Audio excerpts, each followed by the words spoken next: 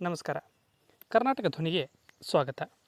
ಉಡುಪಿ ಕಾಸರಗೋಡು ವಿದ್ಯುತ್ ಮಾರ್ಗಕ್ಕೆ NGT ಹಸಿರು ನಿಶಾನೆಯನ್ನು ತೋರಿರುವಂಥದ್ದು.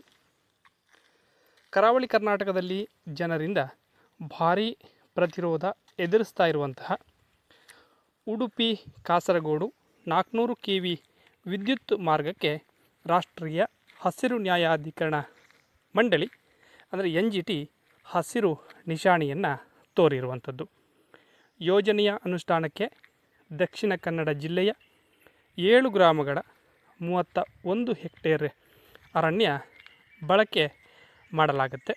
ಇದನ್ನು ವಿರೋಧಿಸಿ ಮಂಗಳೂರಿನ ಅರಣ್ಯ ಪರಿಸರ ಹಾಗೂ ಹವಾಮಾನ ಬದಲಾವಣೆ ಸಂಘ ಸಲ್ಲಿಕೆ ಮಾಡಿದಂತಹ ತಕರಾರು ಅರ್ಜಿಯನ್ನು ನ್ಯಾಯಮೂರ್ತಿ ಪುಷ್ಪ ಸತ್ಯನಾರಾಯಣ ನೇತೃತ್ವದ ಪೀಠ ಈಗ ವಜಾಗೊಳಿಸಿದೆ.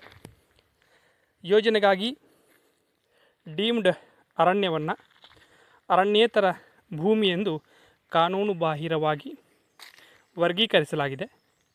ದೊಡ್ಡ ಪ್ರಮಾಣದ ಅರಣ್ಯೇತರ ಭೂಮಿಯನ್ನು ಯೋಜನೆಗಾಗಿ ಬಳಸಿಕೊಳ್ಳಲಾಗ್ತಾ ಇದೆ. 282.8 ಹೆಕ್ಟೇರ್ ಜಾಗದಲ್ಲಿ 1,77,000 ಮರಗಳು ಇದೆ. ಈ ಭೂಮಿ ದಟ್ಟವಾದ ನೈಸರ್ಗಿಕ ಸಸ್ಯವರ್ಗ ಹಾಗೆ ಅರಣ್ಯದಂತಹ ಗುಣಲಕ್ಷಣಗಳನ್ನು ಹೊಂದಿದೆ.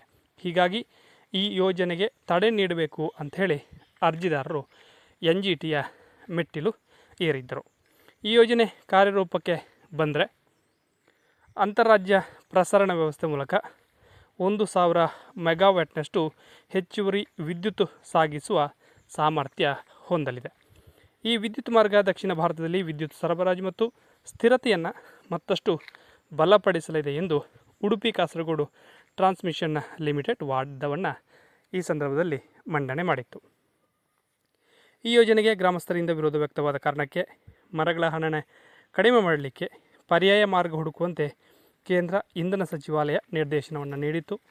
ಆ ಬಳಿಕ ಗೋಪುರಗಳ ಎತ್ತರವನ್ನು ಹೆಚ್ಚಳ ಹಾಗೆ ಡ್ರೋನ್ ತಂತ್ರಜ್ಞಾನ ಬಳಕೆ ಮತ್ತಿತರ ಉಪಕರಣಗಳನ್ನು ಅಳವಡಿಸಿಕೊಳ್ಳಲಾಯಿತು. ಹೀಗಾಗಿ 48,433 ಮರಗಳ ನಾಶ ಆಗೋದನ್ನು ತಪ್ಪಿಸಲಾಗಿದೆ ಅಂಥೇಳಿ ಕಂಪನಿ ವಾದವನ್ನು ಮಾಡಿತು. ಪ್ರಸ್ತಾವಿತ ಅರಣ್ಯ ಪ್ರದೇಶದಲ್ಲಿ 8,145 ಮರಗಳನ್ನು ಗುರುತಿಸಲಾಗಿತ್ತು. ಅರಣ್ಯ ಬಳಕೆಗೆ 2022ರಲ್ಲಿ ಮೊದಲ ಹಂತದ ಅನುಮೋದನೆಯನ್ನು ನೀಡಲಾಗಿತ್ತು ಅನ್ನೋಂಥದ್ದು ಗಮನಿಸಬೇಕು. ಗುರುತಿಸಿರುವಂತಹ ಮರಗಳ ಪೈಕಿ 40% ಮಾತ್ರ ಕತ್ತರಿಸಬೇಕು ಅಂಥೇಳಿ ಅರಣ್ಯ ಇಲಾಖೆ ಷರತ್ತನ್ನು ವಿಧಿಸಿತ್ತು. ಪರಿಹಾರಾತ್ಮಕ ಅರಣ್ಯೀಕರಣ ಹಾಗೆ ಅರಣ್ಯದ ಒಟ್ಟು ಮೌಲ್ಯಕ್ಕೆ ನಿಗದಿಪಡಿಸಿರುವಂತಹ ಮೊತ್ತವನ್ನು ಕಂಪನಿ ಈ ಹಿಂದೆಯೇ ಪಾವತಿ ಮಾಡಿರುವಂಥದ್ದು. ಈ ಯೋಜನೆಗೆ ಪ್ರಾದೇಶಿಕ ಉನ್ನತಾಧಿಕಾರ ಸಮಿತಿ ಷರತ್ತುಬದ್ಧ ಅನುಮೋದನೆಯನ್ನು ನೀಡಿದೆ ಅಂಥೇಳಿ ಕೇಂದ್ರ ಅರಣ್ಯ ಸಚಿವಾಲಯ NGTಗೆ ಪ್ರಮಾಣ ಪತ್ರವನ್ನು ಕೂಡ ಸಲ್ಲಿಕೆ ಮಾಡಿತು.